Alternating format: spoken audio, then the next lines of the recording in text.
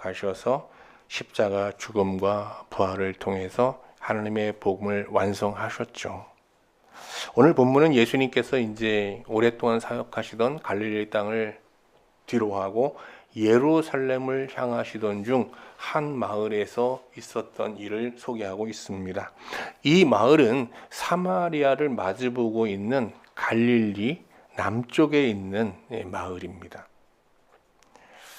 예수님께서 이 마을에 도착하자 10명의 나환자들이 한 목소리로 크게 소리치며 예수님께 도움을 요청하였습니다. 한번 12절 말씀 볼까요? 한 마을에 들어가시니 나병 환자 10명이 예수를 만나 멀리 서서, 여기서 나병은 이제 우리 요새 한센병이라고 하잖아요. 근데 이 나병은 헬라어로 레프로스라고 하는데요. 이는 한센병을 포함하여 극심한 피부 질환을 포괄하는 피부병, 극심한 피부병을 뜻하는 병명입니다. 이 10명의 사람들은 모두 피부가 괴사되는 극한 피부병에 걸려 마을에서 쫓겨나 집 밖에서 사는 사람들입니다. 이들이 예수님을 보고서도 가까이 오지 못하는 것은 그들의 이 극한 피부병으로 인하여서 마을에 들어갈 수 있는 자유를 박탈당하기 때문이죠. 예수님은 진 밖에서, 마을 밖에서 큰 소리로 도움을 요청하는 이 10사람들의 요구를 거절하지 않으시고 그들의 요구에 응하셨습니다. 오늘 이렇게 이 본문을, 짧은 본문이지만 본문을 보면 이 10명의 사람으로 구성된 이 공동체가 참 어떤 공동체였을까 하는 의문을 갖게 되잖아요. 그래서 오늘 저는 여러분과 함께 이 10명으로 구성된 이 나환자 공동체의 성격을 먼저 살펴보고, 이어서 예수님께서 이들에게 베푸신 은혜를 차례로 이렇게 묵상하면서 하나님의 은혜를 나누고자 합니다. 먼저 이 10명으로 구성된 이 나환자 공동체의 성격부터 한번 살펴보도록 하겠습니다. 예수님 당시 유대 사회는 율법이 모든 사회 질서를 대신하는 아주 철저한 율법 사회였습니다. 이 10명의 나병 환자들은 모두 율법에 근거해서 마을에서 쫓겨난 사람들인데요. 나병 환자의 격리에 대한 율법은 레위기 13장에 수록되어 있습니다.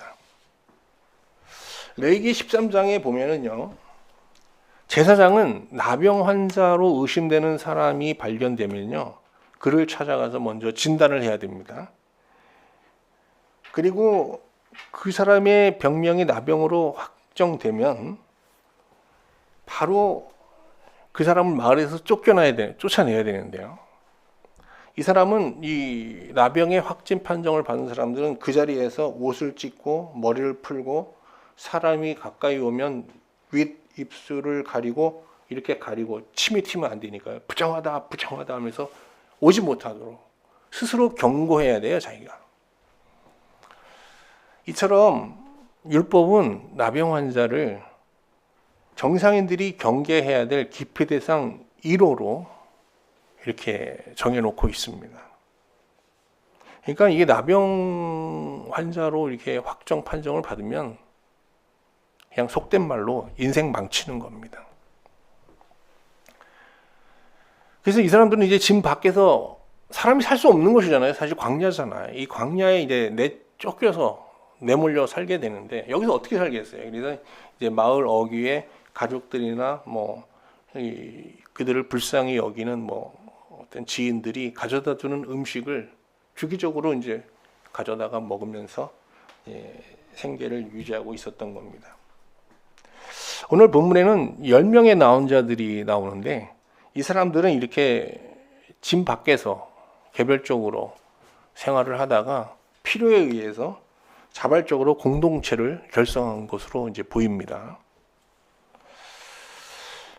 여러분 한번 생각해 보세요. 이 사람들이 이제 그 마을 어귀에 있는 음식을 가져다 먹는데 시간이 얼마나 걸렸어요? 그러면 하루가 얼마나 길어요? 그 많은 시간을 광야에서 그러면 어떻게 보냈을까요?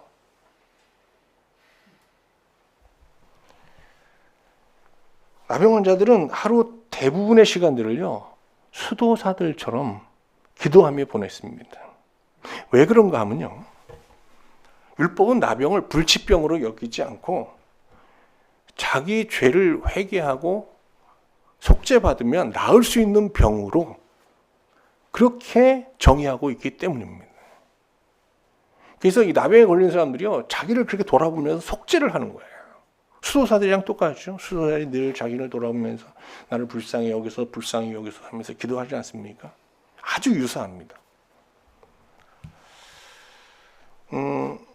레위기 13장에는 나환자를 격리하는 이 절차와 명령이 이렇게 기술되어 있지만, 이어지는 레위기 14장에는요, 치유된 나병 환자를 사회에 복귀시키는 절차와 정결 의식이 수록되어 있습니다. 그러니까 이 나병 환자들은 레위기 14장을 하나의 희망으로 보고 이제 기도하고 있었던 거죠. 근데 이 레위기 14장에 기록되어 있는 이 치유된 나병 환자의 이 정결 의식이 아주 독특합니다. 레위기 14장 이제 4절 7절에 수록되어 있는데요. 자, 이제 제사장이 뭔가 나병 환자가 찾아와서 자기가 치유됐다라고 이제 이렇게 하면서 치유 확정 판단을 이제 요구하면 먼저 진단을 합니다. 그래서 이 사람이 정말 깨끗해졌다는 걸 확인하면 이제 정결 의식을 치르게 되는데, 정결 의식은 2마리 새로 이제 치르게 됩니다. 근데 이제 질그릇에 물을 담아서 큰 질그릇에 물을 담아서 한 마리를 그 안에 놓고 죽입니다. 그럼 어떻게 되겠어요? 이 물이 다 모르겠어요? 핏물이 되지 않겠습니까?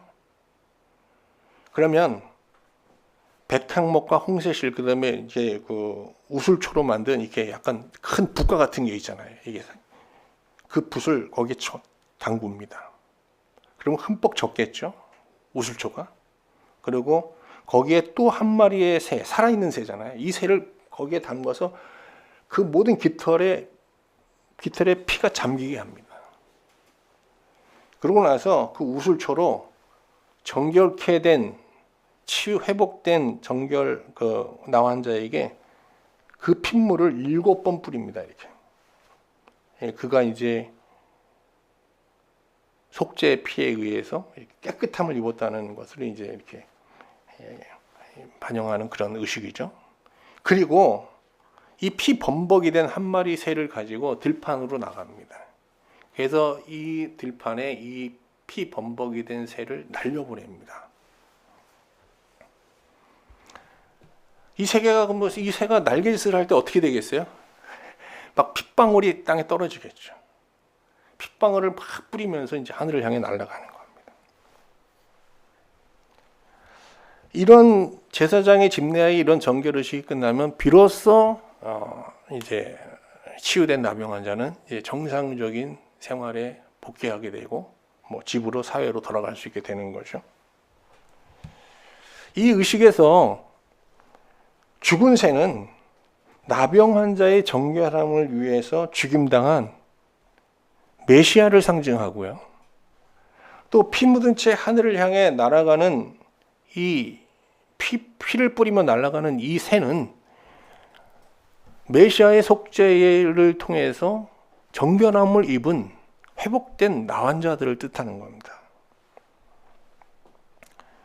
이처럼 이 나병 환자의 정결 의식에는요, 메시아 사상이 아주 짙게 깔려 있는데요.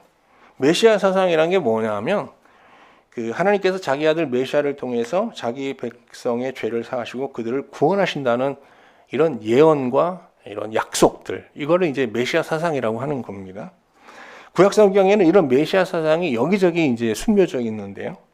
특히 이 나환자의 정결 의식에 이 메시아 사상이 아주 짙게 깔려 있는 거죠. 그러니까 나병 환자들은 이 메시아 사상이 아주 강력하게 계시된 이 정결 의식을 마음에 간직하고 이제 기도하게 되는데, 어떻게 기도했겠어요? 아마 그들은 매일 이렇게 기도했을 겁니다. 하나님, 저의 부정함을 회개하며 하나님의 긍휼을 구합니다. 저의 부정함을 메시아의 피와 희생으로 정결케 하시고 저 하늘을 자유롭게 나아가는 새처럼 우리에게도 자유를 주옵소서. 매일 그들은 이렇게 기도하고 있었어요. 그런데 이 10명의 이 공동체도 이렇게 기도하고 있었을 텐데요. 이 공동체가 참 특이해요. 이 9명은요, 유대인이고요. 한 사람은 사마리아인입니다. 유대 당시에 이런 공동체는 있을 수가 없어요. 왜 그런가 하면 유대인들은 사마리아 사람들을 부정하게 여겨서 상종치 않습니다.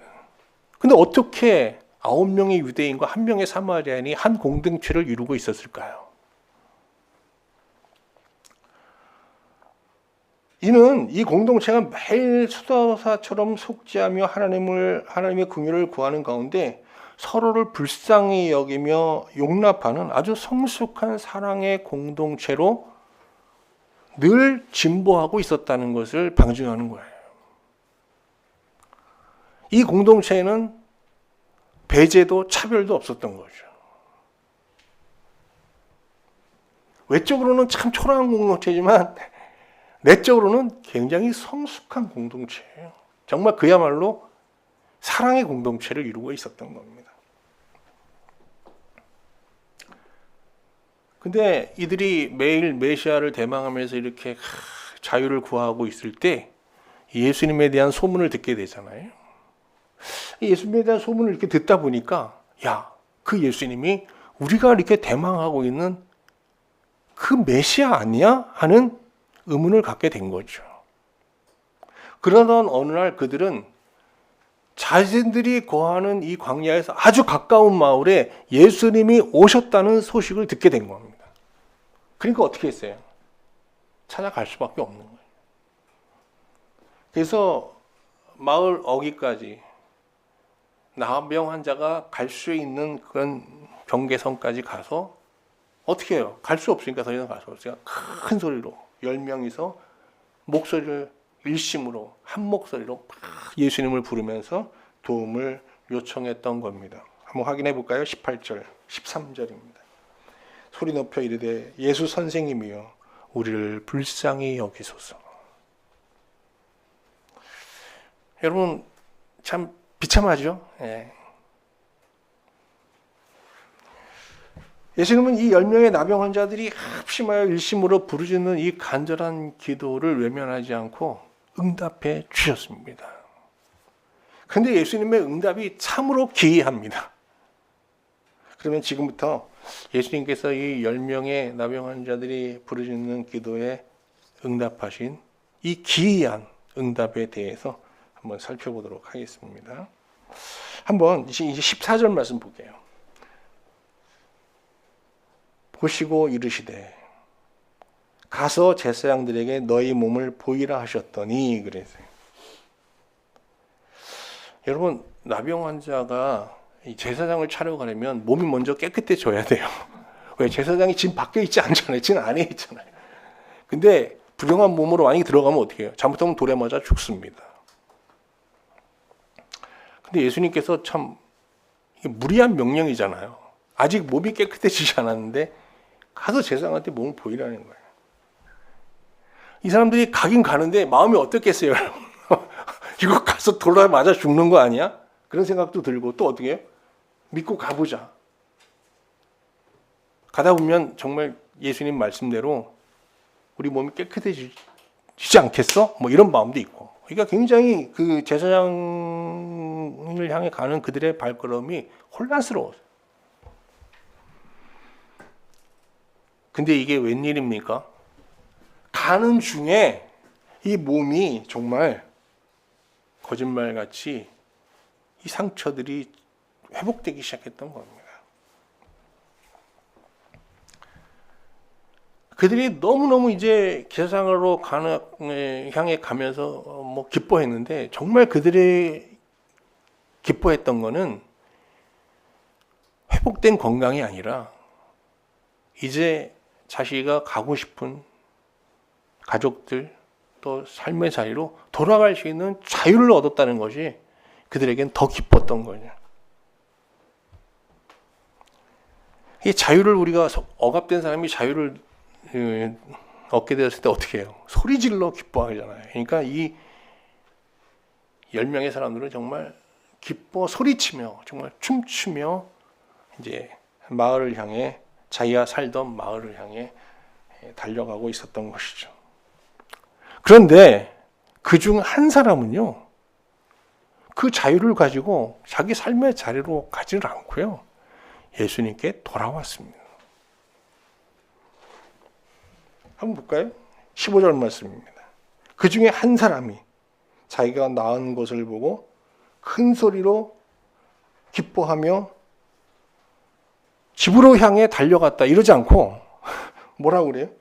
큰 소리로 하나님께 영광을 돌리면 어떻게 해요? 돌아왔대요.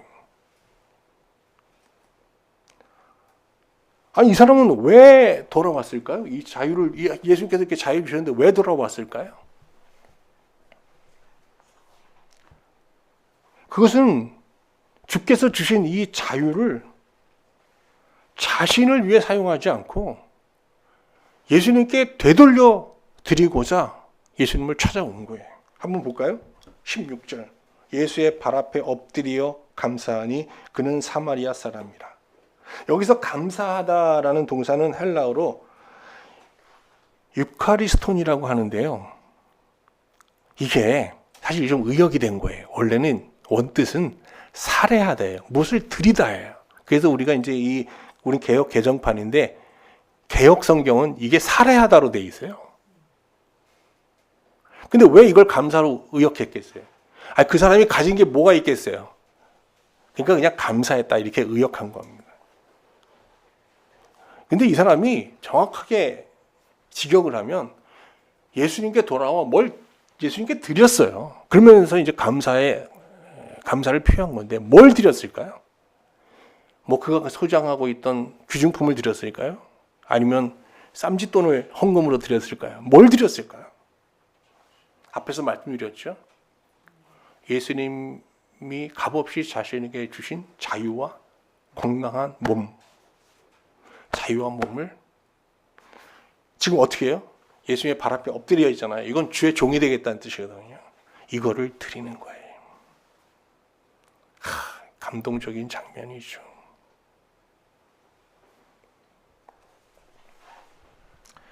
제사장에 치유된 나병 환자에게 행하는 정결 의식 앞에서 말씀드렸죠.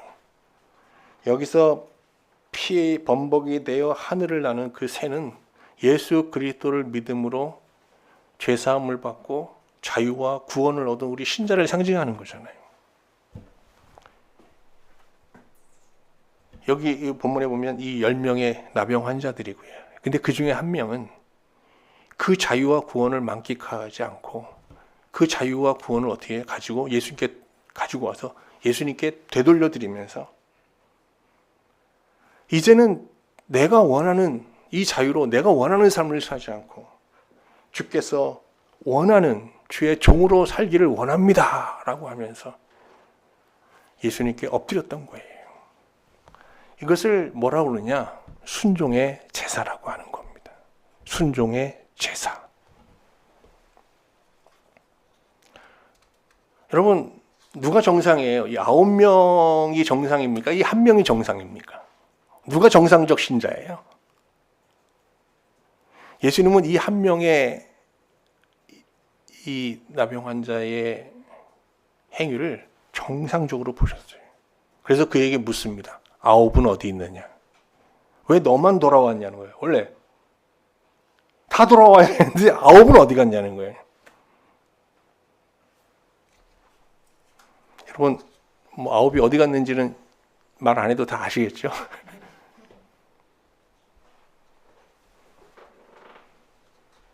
예수님께서는 그 9명도 이 한 명의 사마리아 치유된 나병 환자처럼 주 앞에 나와 주께서 피 흘려 정말 희생하여 그들에게 베푼 그 자유와 구원을 주 앞에 되돌려 드리는 순종의 제사를 드리기를 기대하고 계셨던 거죠.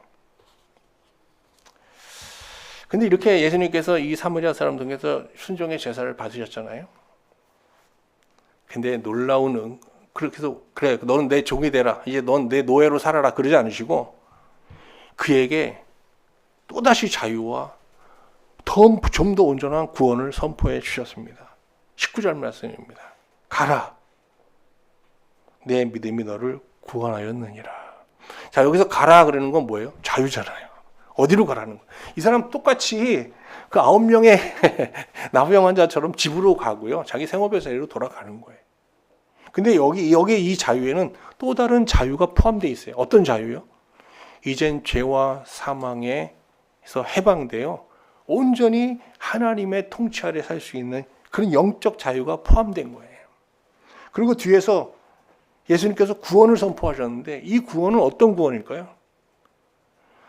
9명의 나병 환자들은 눈에 보이는 구원, 자기 몸이 회복되는 눈에 보이는 구원을 받았잖아요.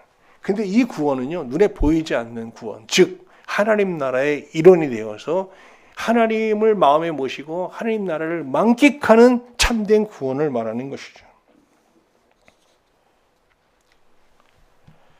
예수님께서 이 한 명의 사마리아 사람에게 참된 구원을 선포하시자 이를 지켜보던 바리새인들이 하나의 물음을 던집니다. 한번 볼까요? 17장 20절 전반절인데요. 바리새인들이 하나님 나라가 어느 때에 임하니까 묻거늘, 이는 하나님 나라가 아직 임하지도 않았는데 어떻게 당신은 하나님 나라의 구원을 선포하느냐라는 일종의 반문인 거죠. 그랬더니 예수님께서 대답이 아주 명쾌하십니다. 뭐라고 그러시죠? 하나님 나라는 볼 수 있게 임하는 게 아니야, 이 사람들아. 그러면서 하나님 나라는 여기 있다 저기 있다 고도 못하리니 하나님 나라는 이미 너희 안에 있다 그랬어요. 여러분, 근데 하나님 나라는 나중에 눈에 보이게 임하겠죠? 여러분, 우리가 종말 때는요, 하나님 나라를 가시적으로 보게 됩니다. 눈으로 볼 수 있는 하나님 나라를 우리가 마주하게 될 거예요. 그러나 이 땅에 살 때도 하나님 나라를 마음에 받을 수 있는 길이 있다는 겁니다.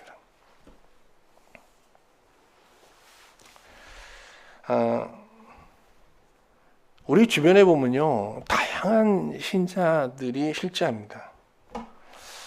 어떤 분들은 오늘 여기 나오는 바리새인들처럼 신앙의 중심축에 율법, 교리적인 말씀 이거를 중심에 두고 지성을 바탕으로 예수님을 섬기죠.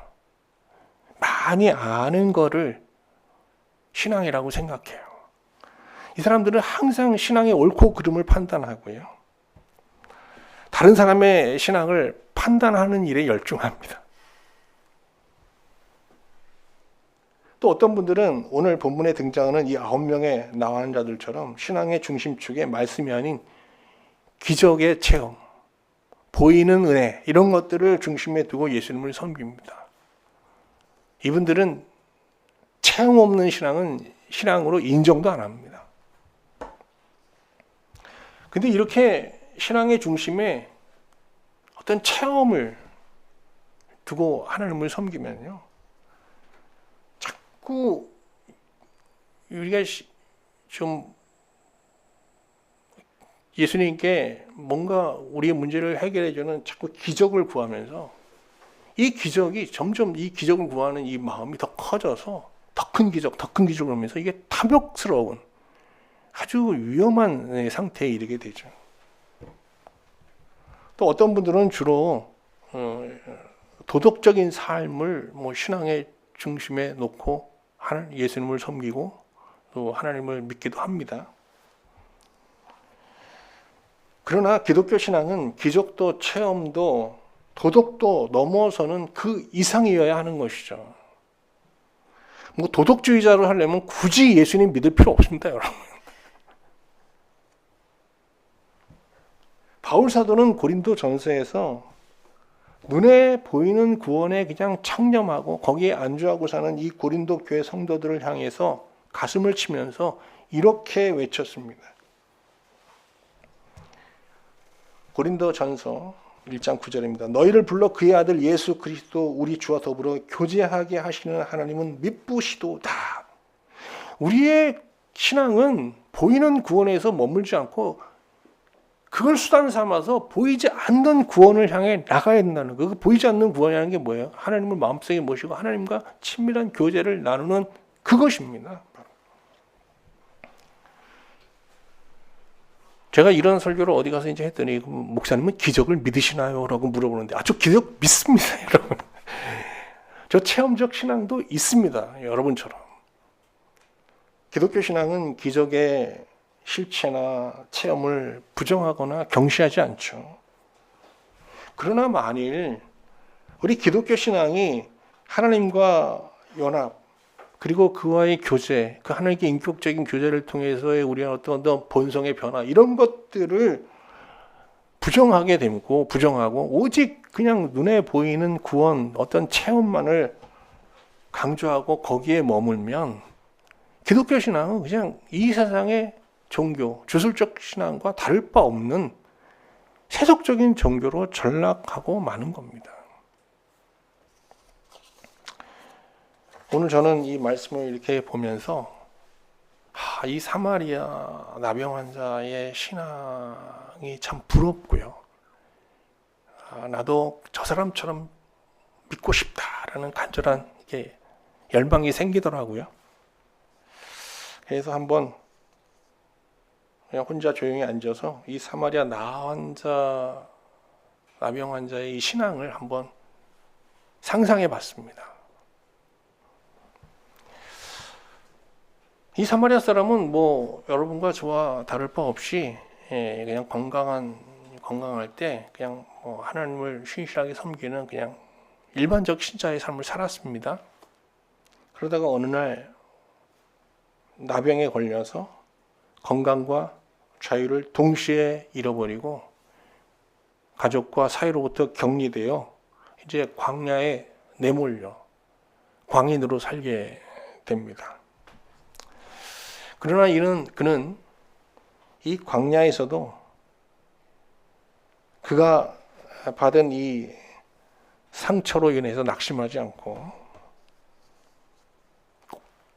공동체를 찾게 되죠. 근데 어떤 공동체를 찾았냐면 신앙 공동체를 찾은 겁니다. 9명으로 구성된 신앙 공동체를 찾은 거예요. 그 사람들이 쉽게 받아줬겠어요.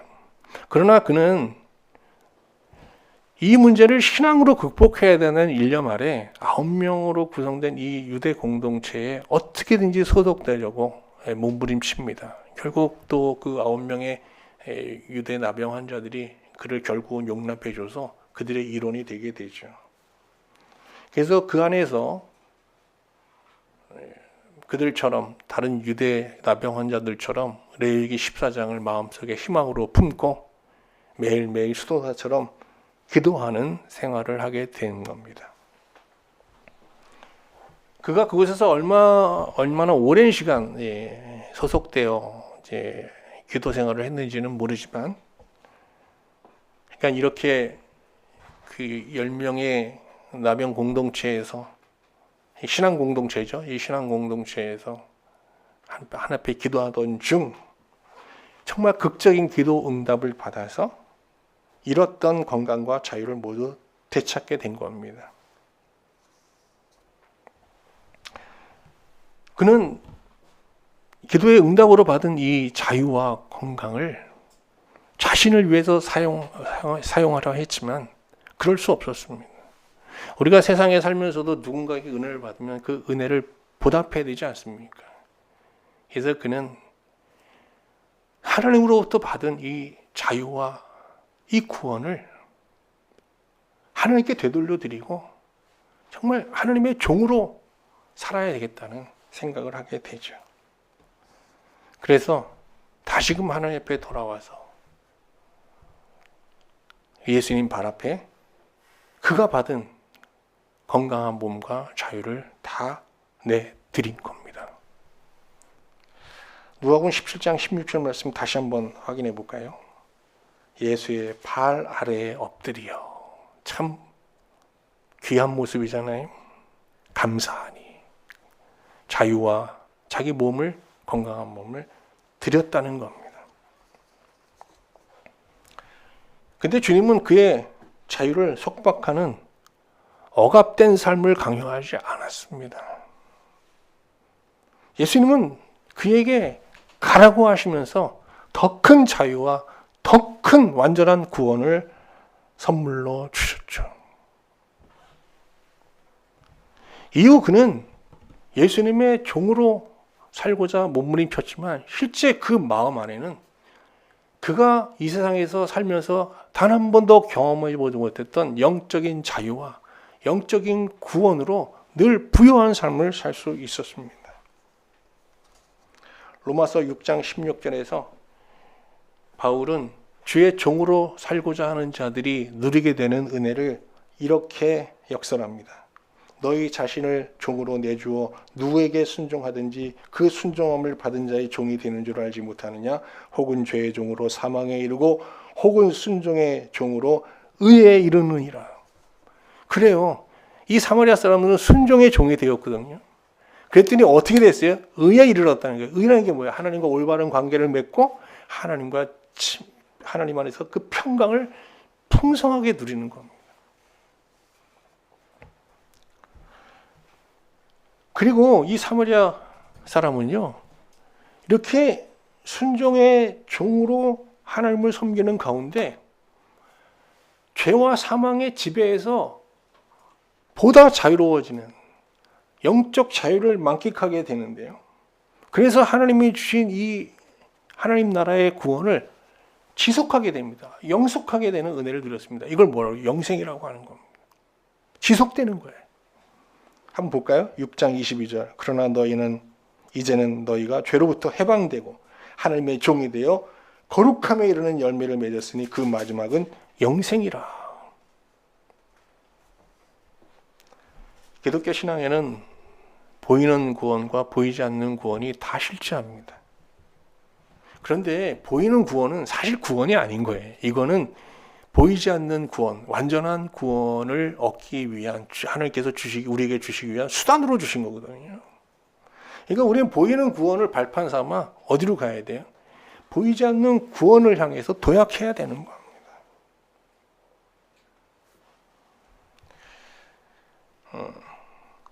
저는 이 한 주 좀 이 사마리아 나병 환자, 치유된 이 사마리아 나병 환자처럼 기도하는 한 주를 살았으면 하는 생각을 해보게 됩니다. 여러분도 한번 그랬으면 좋겠어요. 그냥 우리가 부정한 나병 환자라 생각하고요. 늘 우리 자신을 돌아보면서 우리 부정함을 속죄하며 하나님의 긍휼을 구하고 우리에게 참된 자유, 저 하늘을 자유롭게 하는 것처럼 우리에게 자유를 주셔서 하며 기도하는 한 주를 살았으면 좋겠습니다. 분명코 주님께서 우리의 기도를 들으시고 우리가 상황의 문제를 상황의 속박에서 해결되는 눈에 보이는 자유와 함께 눈에 보이지 않는 죄와 사망의 세력에서 벗어나 정말 하나님 나라를 우리 안에 간직하고 그 하나님 나라를 풍성하게 누릴 수 있는 그 자유를 우리에게 허락해 주실 줄로 믿습니다.